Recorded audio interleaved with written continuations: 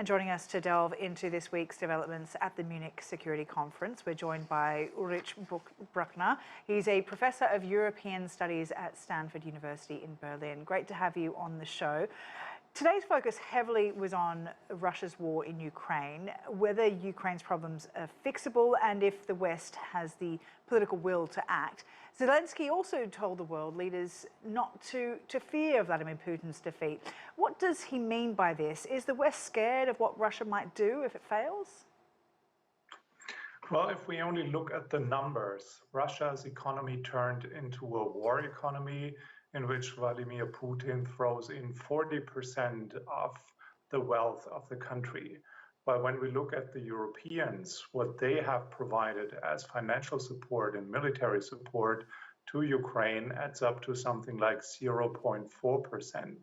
So the idea of this is an attack not just on the Ukraine, but an attack on what the West stands for, and the attempt of the Ukrainians to join NATO and the European Union is in essence what Putin tries to stop. This hasn't fully sunken in public opinion, and therefore it is important to remind Europeans that this is not just a territorial conflict between Russia and Ukraine, but it is much more a geopolitical fight, and that needs more efforts of the West that should stand united under very unfavorable conditions.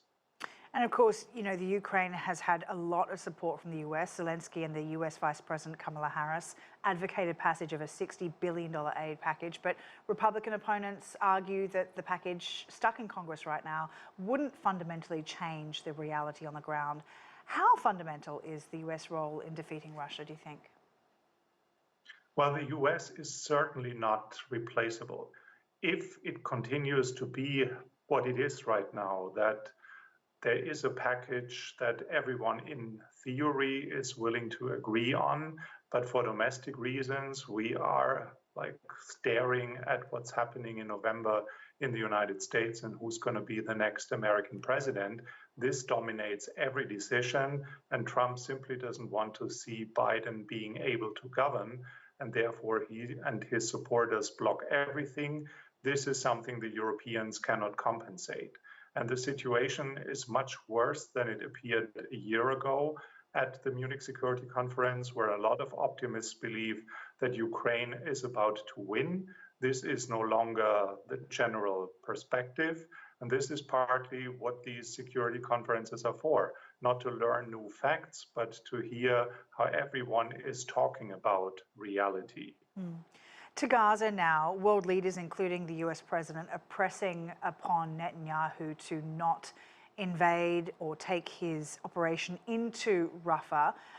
Israel's President Isaac Herzog called for the return of hostages to be a top priority. How are his comments received today, especially given this, imminent concern about the invasion of Rafah, where 1.4 million civilians remain? Well, this is the other important thing of conferences like this.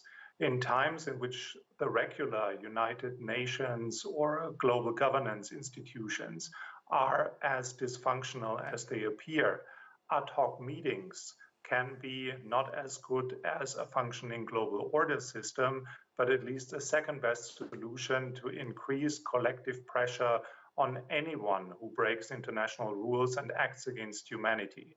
So this is something that shows a different nature of the Munich Security Conference that turned 60 this year, that in the past it was mainly about the two blocs and the Cold War situation. Now it globalized much more, and one could see a rising role of other players, including the Arab world, and also everyone was waiting to hear what China's position is in that. And in fact, we heard from Wang Yi, China's foreign minister, saying that Beijing wants to be a force for stability and that China and Europe should avoid, quote, ideological distractions.